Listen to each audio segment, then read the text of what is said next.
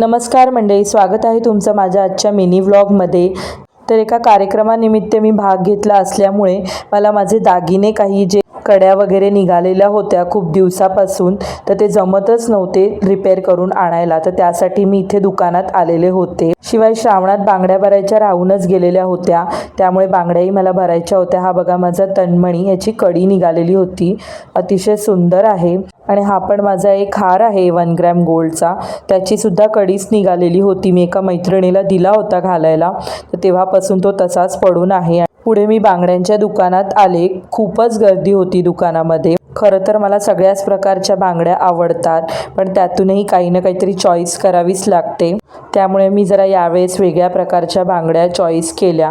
पाऊस तर खूपच धो-धो पडत होता। मला बांगड्या भरायचे म्हटले की कासार एकदम खुश असतात, कारण त्यांची एकही बांगडी वाढली जात नाही। लाईक, शेअर, सबस्क्राईब करा।